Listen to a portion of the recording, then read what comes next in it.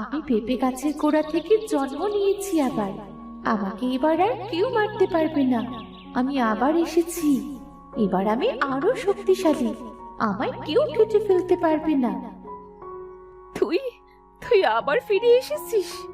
আজ আজ আমি সত্যি খুব খুশি। এতদিন কেন আসোনি তুমি?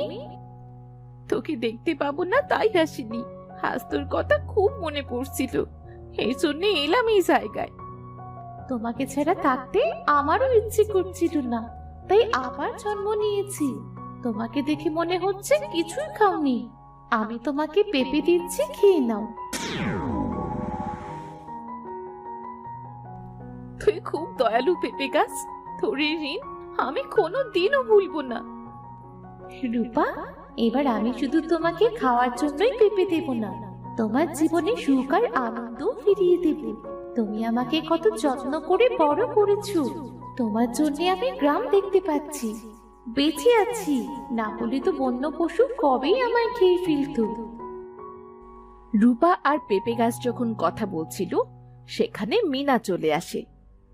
হে কি, এই পেঁপে গাছ আবার এলো কেমন করে? এটা তো আগের থেকে অনেক বড়। আমার বন্ধু আবার ফিরে এসেছে সাসি। দয়া করে আমার কাছ থেকে ওকে দূরে সরিয়ে দিও না। এবার তো এই পেঁপে গাছটাকে আমি কেটে পুড়িয়ে দেব, দেখি ও কেমন করে ফিরে আসে। আর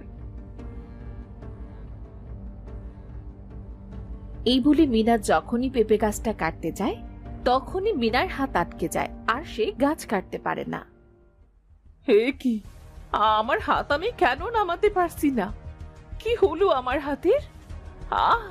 আর লাগছে আমার।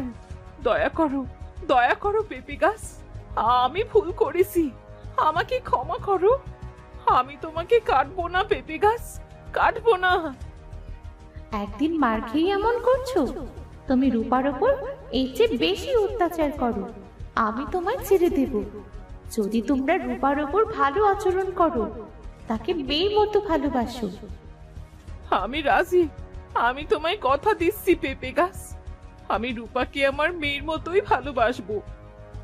ঠিক আছে, আমি ছেড়ে দিচ্ছি তোমায়। শুধু তুমি নও, তোমার স্বামীও মেয়েকে বলবে ভালো আচরণ করতে, না হলে তারাও শাস্তি পাবে। রূপা, তুই আমায় মাফ করে দে মা। আমি তোর প্রতি অন্যায় করেছি, আমার এমন করা একদম ঠিক হয়নি। ঠিক আছে সাসি। পেঁপে গাছ, তোমাকেও অনেক ধন্যবাদ। তুমি আমার বড় উপকার করলি। আমাকে তুই সব ফিরিয়ে দিলি পেঁপে গাছ। এরপর রূপা